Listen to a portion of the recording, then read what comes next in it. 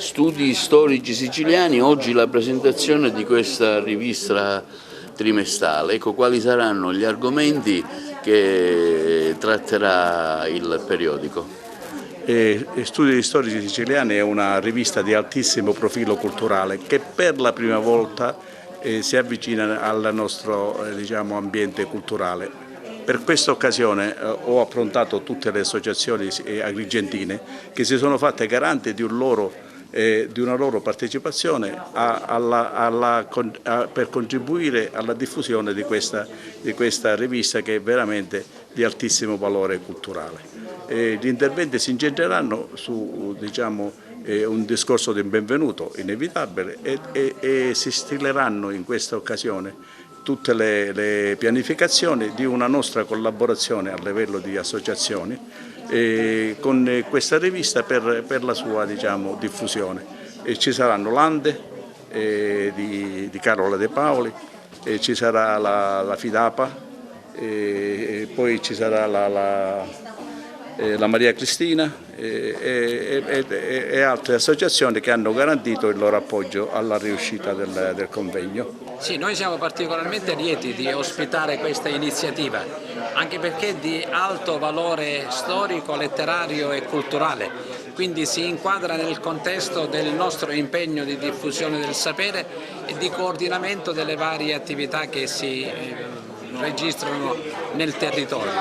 Agrigento ha avuto storicamente un ruolo importante in questo settore particolarmente impegnativo e penso che potrà continuare a giocarlo nell'ambito di questa, se possiamo così definirla, unificazione dell'editoria storica, in maniera che la base del confronto sia sempre più ricca, che sia più articolata, che sia più complessa e sicuramente possa sortire risultati indiscutibilmente migliori. Una rivista sicuramente interessante che copre un vuoto editoriale e che parla di studi storici siciliani.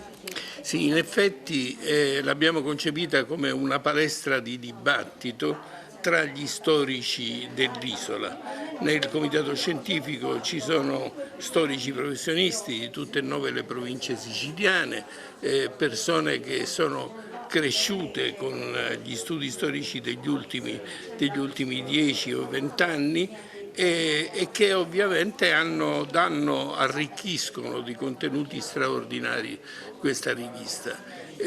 Noi abbiamo pensato di fare una rivista a temi liberi, sempre di storia siciliana del periodo moderno e contemporaneo, però abbiamo deciso di dedicare l'ultimo numero della rivista a un numero monografico che riguarda gli anni 30 in Sicilia. Perché gli anni 30 in Sicilia? Perché è un periodo il meno conosciuto.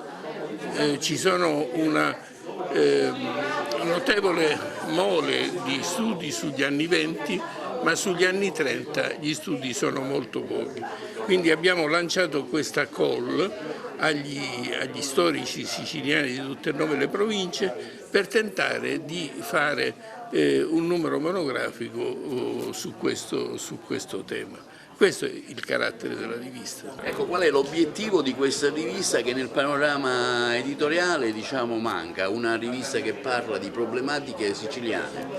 La cosa importante è proprio questo, il riferimento regionale e poi il riferimento alla storia, alla microstoria, perché noi non facciamo una storia quantitativa ma qualitativa, quindi partiamo un po' dai documenti per cercare di dare voce a situazioni che magari si interrelazionano con altre già stabilite cose della storia, però non hanno questa connessione con il particolare che noi andiamo ricercando.